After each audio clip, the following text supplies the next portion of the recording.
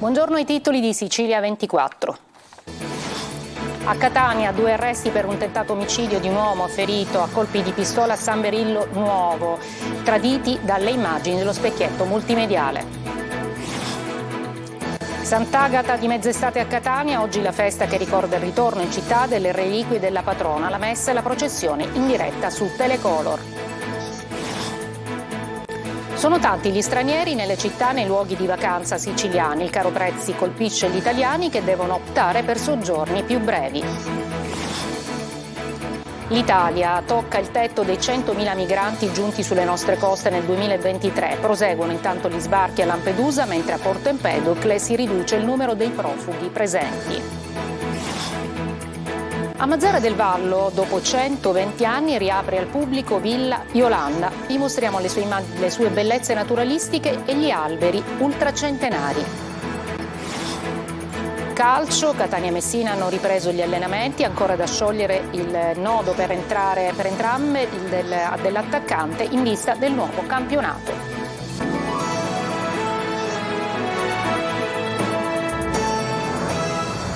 Buongiorno, benvenute e benvenuti a questa edizione del nostro telegiornale. Dunque uno scooter con 2 persone a bordo, il passeggero scende e ha una pistola in mano e si sentono esplodere 4 colpi di pistola. E la scena ripresa in un video e audio dallo specchietto multimediale di un'auto che involontariamente era vicino al tentato omicidio commesso il 27 aprile scorso a Catania. È uno dei filmati agli atti dell'inchiesta della Procura distrettuale sulla sparatoria appunto dello scorso 27 aprile in cui è stato gammizzato un 27enne. La vittima, centrata con 2 colpi, è rimasta ferita al ginocchio destro ed è stata giudicata guaribile in 15 giorni. A realizzare l'agguato nel rione di San Berillo Nuovo, secondo l'accusa, sarebbero stati Giuseppe Concetto Piterà, di 32 anni, che sarebbe l'uomo che ha sparato, e Mario Leonardi, di 32 anni, che era alla guida dello scooter. I 2 sono stati arrestati dalla squadra mobile della Questura per tentato omicidio aggravato di porto illegale e detenzione di una pistola semiautomatica Beretta calibro 7,65 con matricola Brasa e ricettazione. Durante le indagini, il 9 maggio scorso, personale della squadra mobile ha proceduto all'arresto in flagranza di Leonardi perché è trovato nella disponibilità della pistola semiautomatica, appunto della Beretta con matricola Brasa, e dagli accertamenti balistici effettuati è risultata quella utilizzata da Piterà nell'agguato. Voltiamo pagina, ci occupiamo della festa di Sant'Agata di mezz'estate a Catania con l'apertura del Sacello e l'esposizione del busto reliquiario di Sant'Agata in cattedrale. Sono iniziati questa mattina i festeggiamenti della traslazione delle reliquie da Costantinopoli e il ritorno in città della patrona di Catania, che culmineranno questa sera con la messa dalle 19 e la processione del busto reliquiario, momenti che Telecolor a partire dalle 18:45 seguirà in diretta. E intanto ieri c'è stata l'esposizione del velo di Sant'Agata a Catania, accolta naturalmente da tantissimi devoti. Sentiamo Adelaide Barbagallo.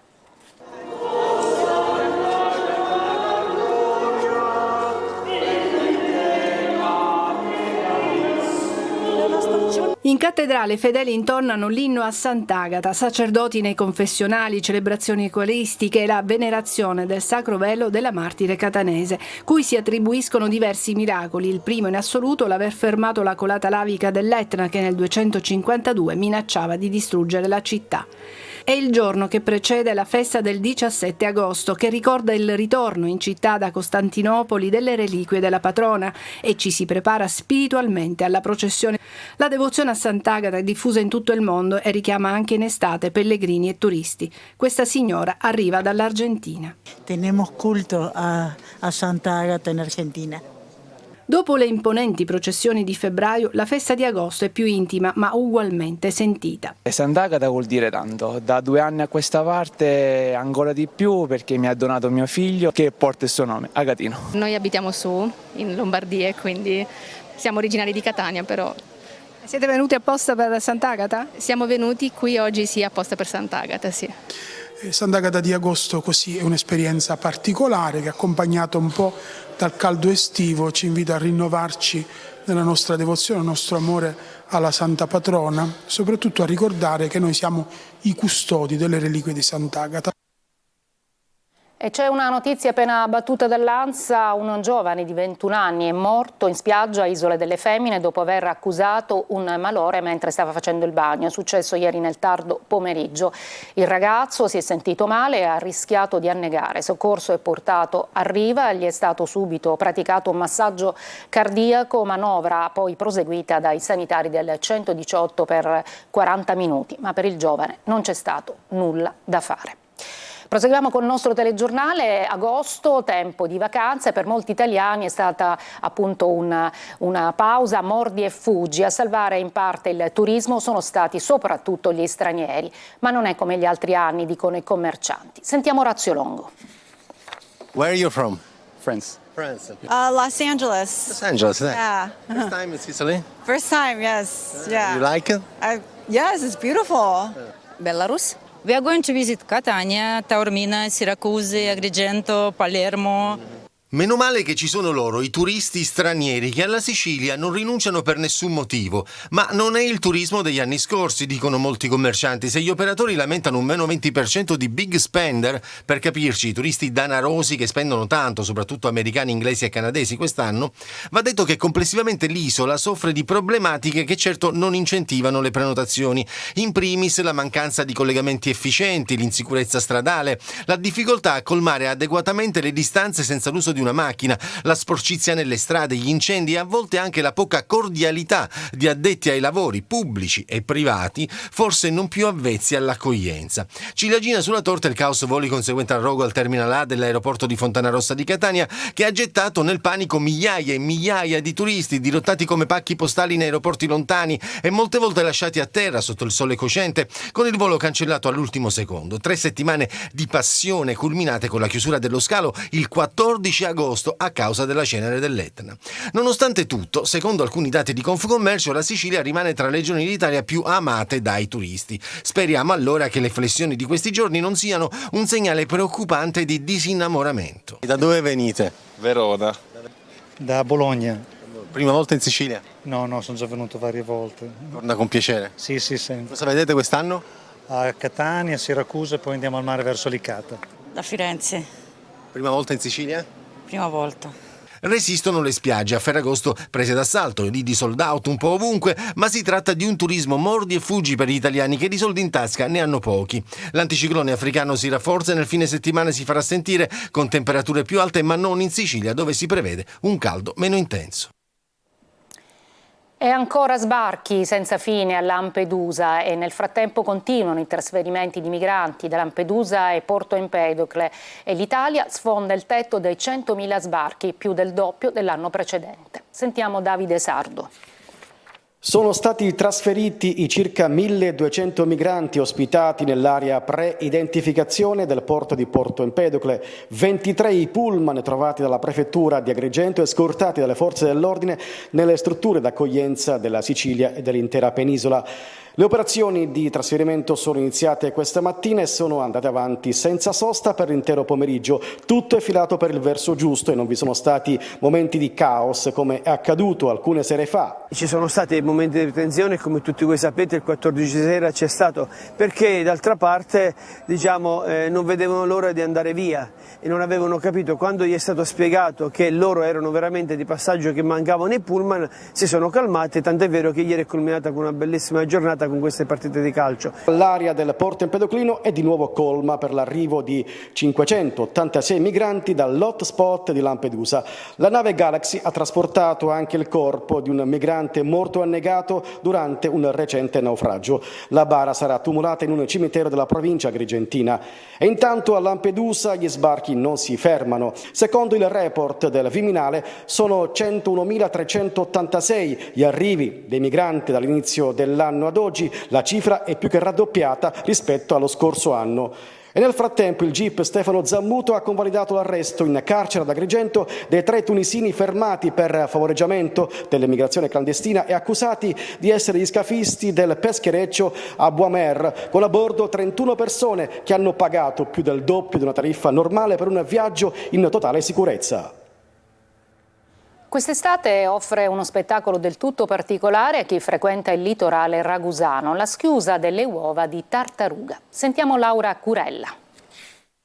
Sono oltre 40 finora le piccole caretta che da metà agosto dalla spiaggia di Marina di Modica hanno preso la via del mare. Ecco le tartarughine che, seguendo un richiamo ancestrale, raggiungono l'acqua. Un momento di grande emozione vissuta in sicurezza grazie al contributo dei volontari del WWF che hanno seguito passo dopo passo questo evento della natura, la nascita di nuove vite. Mi impegno e ci impegniamo insieme agli altri miei colleghi per far sì che tutto questo avvenga nel modo più tranquillo possibile, sia per quanto riguarda le tartarughe, ma anche cercando di coinvolgere le persone a un evento che è veramente bello, veramente se possibile da non perdere.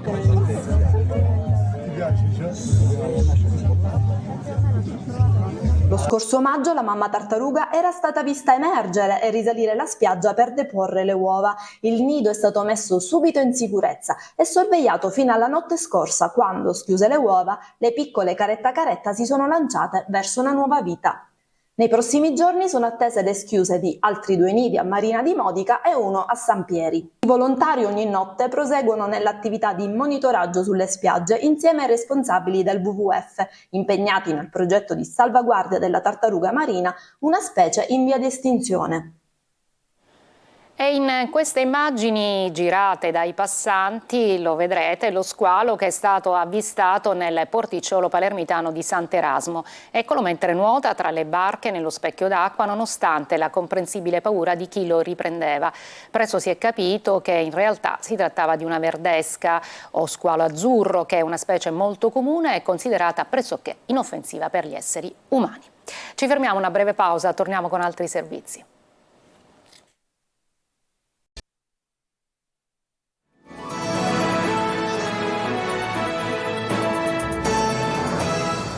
Dopo 120 anni a Mazara del Vallo riapre Villa Iolanda, polmone verde di particolare bellezza con alberi ultracentenari, posizionata nel cuore storico della città. Laura Spanò. Dopo anni di incuria e abbandono, finalmente i cittadini di Mazara del Vallo tornano a riappropriarsi di Villa Iolanda. L'area verde si estende su circa 5.200 metri quadri e rappresenta un autentico polmone di natura nel cuore della città, un'oasi di tranquillità e svago per adulti, ma soprattutto per bambini e famiglie. Grazie ad una serie di interventi di riqualificazione, la villa comunale si presenta con una veste completamente rinnovata, pronta per essere vissuta da chi vuole godere di uno spazio pensato per soddisfare le esigenze di tutti. Oltre alla nuova illuminazione, Villa Iolanda torna con una nuova pavimentazione, nuovi impianti di irrigazione, di videosorveglianza, nuovi arredi.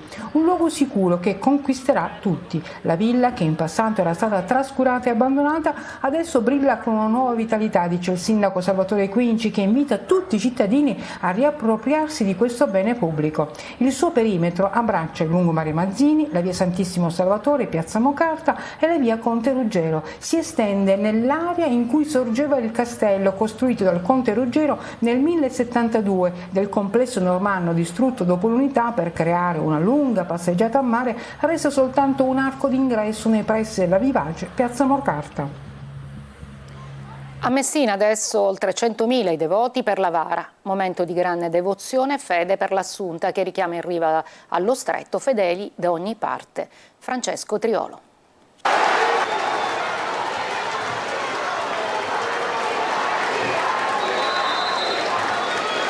Il momento più emozionante, quello più atteso, quello più sentito è la girata della Vara di Messina da via Garibaldi a via 1 settembre, l'ultimo tratto prima di arrivare in Duomo, quando la stanchezza ormai sta prendendo il sopravvento e la fede e la forza che ti aiuta a trascinare la pesantissima macchina votiva. Nel giorno di Ferragosto è stata una festa di popolo, la Vara di Messina, 100.000 persone in piazza provenienti da tutta la Sicilia e dalla dirimpettaia Calabria, un appuntamento al quale nessun messinese, nessun devoto dell'Assunta vuole mancare. 500 anni di storia in quel cippo trascinato con le corde da centinaia di fedeli, un fiume di persone che attraversa via Garibaldi sino a Piazza Duomo tra due ali di folla che rinnova i legami di forte devozione. Si è partiti alle 18:30 con il primo strappo salutato da un applauso infinito, quindi il percorso compiuto in quasi 3 ore, in mezzo l'omaggio floreale della prefetta all'Assunta.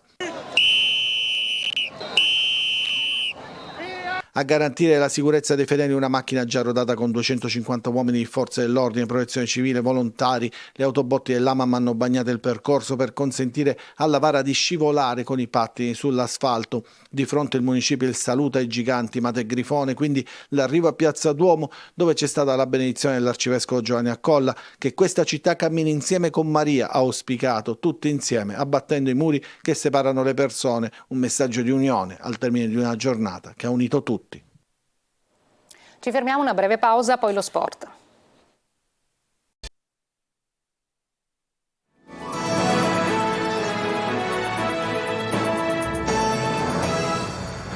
Tra campo e mercato in Serie C, stiamo parlando di calcio, il Catania e Messina riprendono gli allenamenti in vista del campionato, ma le rispettive dirigenze intensificano gli sforzi per completare gli organici.